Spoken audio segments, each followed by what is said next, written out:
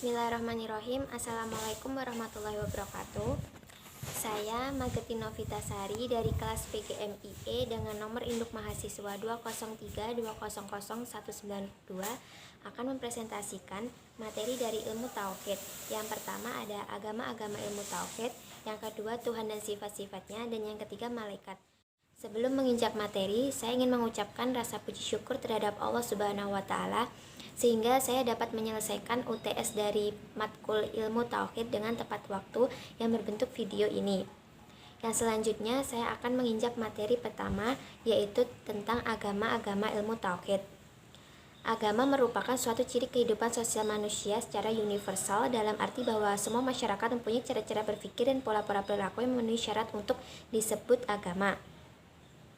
Agama-agama dalam ilmu tauhid terdiri yaitu pertama ada agama Yahudi, kedua ada agama Nasrani, terus yang ketiga ada pengikut agama Hanif, yang selanjutnya keempat penyembahan berhala, kemudian yang kelima agama Majusi, agama Hindu, Buddha, ateis, dan Islam.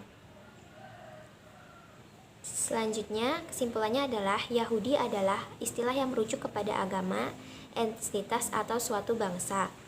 Nasrani adalah agama yang dikembangkan oleh Yesus Nazaret yang kita namai Nabi Isa. Pengikut agama Hanif adalah agama yang Hanif menolak perbuatan syirik dan menolak penyembahan kepada banyak Tuhan.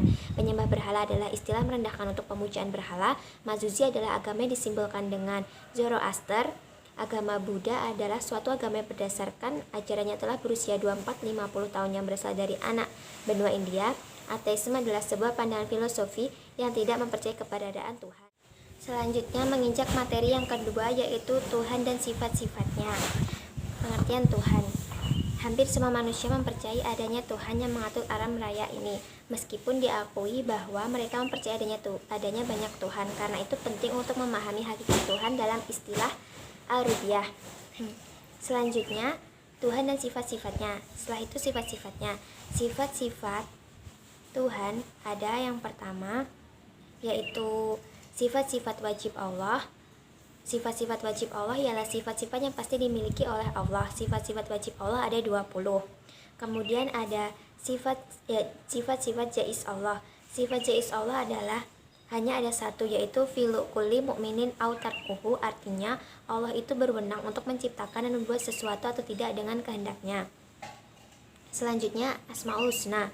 Divisi dari Asmaul Husna adalah nama-nama dari sifat Allah Subhanahu wa Ta'ala, terdiri dari 99. Selanjutnya kebutuhan manusia terhadap Tuhan. Secara naluri manusia mengakui kekuatan dalam kehidupan di luar dirinya. Dapat dilihat ketika manusia mengalami kesulitan hidup, musibah, dan berbagai bencana. Manusia mengeluh dan meminta pertolongan kepada sesuatu yang serba maha, yang dapat membebaskannya dari keadaan tersebut. Naluriah membuktikan manusia perlu beragama dan membutuhkan sang Khaliknya. Sehingga manusia sangat membutuhkan sekali terhadap Tuhan. Menginjak materi yang ketiga, yaitu malaikat. Malaikat adalah salah satu makhluk rohani yang diinformasikan di dalam kitab suci agama-agama samawi. Malaikat secara umum bertugas sebagai utusan Allah Subhanahu wa Ta'ala untuk menyampaikan firman-firman-Nya. Yang selanjutnya, malaikat sebagai makhluk rohani. Dan yang kedua, macam-macam tugas dan sifat-sifat malaikat. Yang ketiga, malaikat juga pembawa rahmat. Keempat, malaikat pembawa azab.